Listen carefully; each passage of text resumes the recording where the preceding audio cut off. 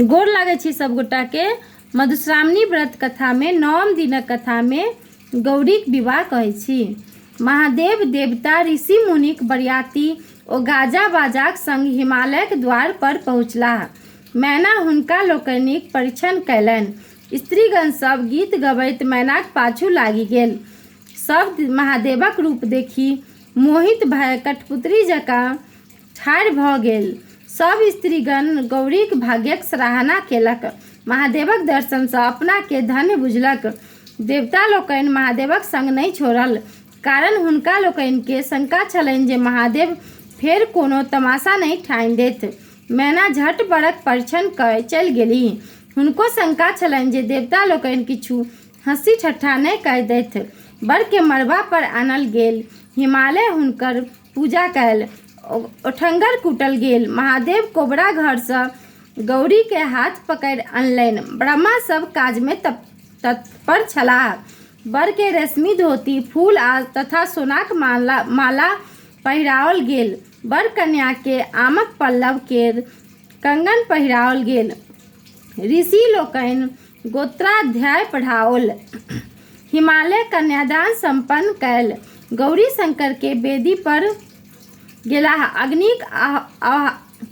अग्निक आवाहन कय हवन कयल गेल। हिमालयक सब विधि संपन्न कयल गेल। विवाहक सब विधि संपन्न कयल गेल। ऋषि लोकनि बर कन्या के आशीर्वाद देल। गंधर्व अप्सरा लोकनि नाच गान कयल। देवता लोकनि कहल, हे महादेव, अहाँ जगत पिता छी आ गौरी जगत माता भेलीह। गौरी शंकर कुल देवता के प्रणाम कय भोजन सँ निर्वृत्त भय विश्राम करबाक लेल गेलाह। बरियाती लोकनिक सत्कार प्रारंभ भेल।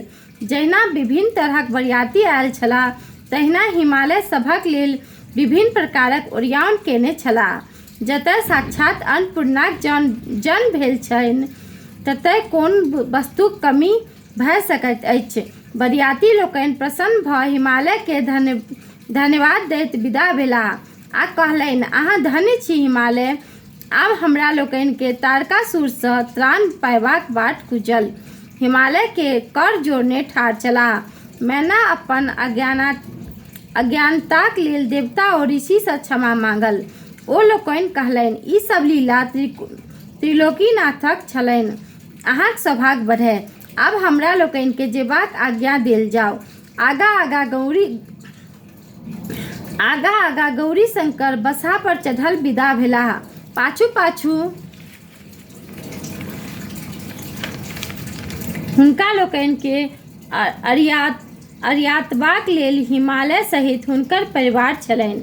किछु दूर तक हिमालय लोकनि गेलाह आ हुनका लोकनि के जाइत देखि बेटीक बिछोहे भारी मन लय घुरि अपन घर अयलाह। 9 दिनक कथा समाप्त भेल। प्रणाम अपने सबके। हमर पेज के फॉलो जरूर करब। कथा नीक लागल हैत तऽ हमर पेज के फॉलो जरूर करब। धन्यवाद।